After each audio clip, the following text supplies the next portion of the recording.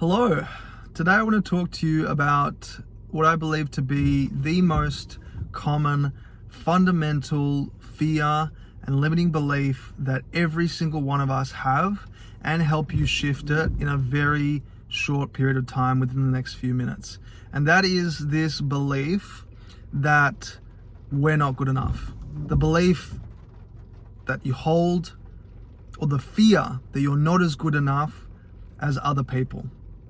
And the truth is, it's not true.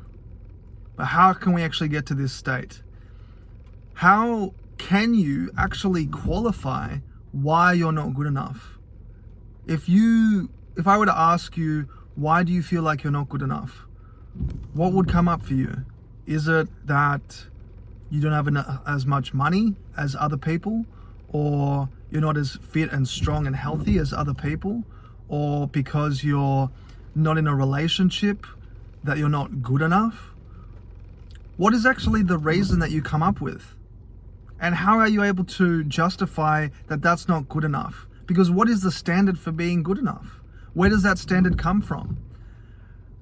When you finally realize that this standard is just something that has been constructed by mind, and as a byproduct of the programs that were embedded in you growing up, hearing things like you're not good enough at school, or you made a mistake and you're not good enough, you start to realize the fact that it's not a valid belief. It's not factual. It's not rooted in truth.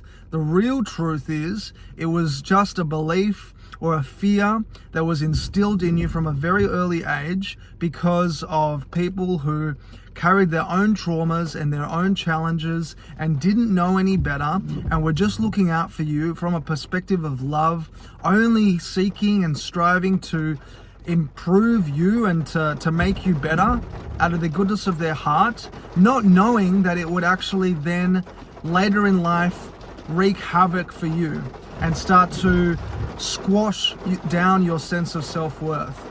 And when you start to realize that you're not good enough is not rooted in truth, you can start to liberate yourself from this idea, because good enough doesn't mean anything. There's no standard for being good enough. Would you look at a newborn baby, a child, and say you're not good enough? No. So at what point does that child become not good enough? Would you look at your dog or your cat or a plant and say that you're not good enough because you're not cute enough, or you're not blooming as much as other flowers? No.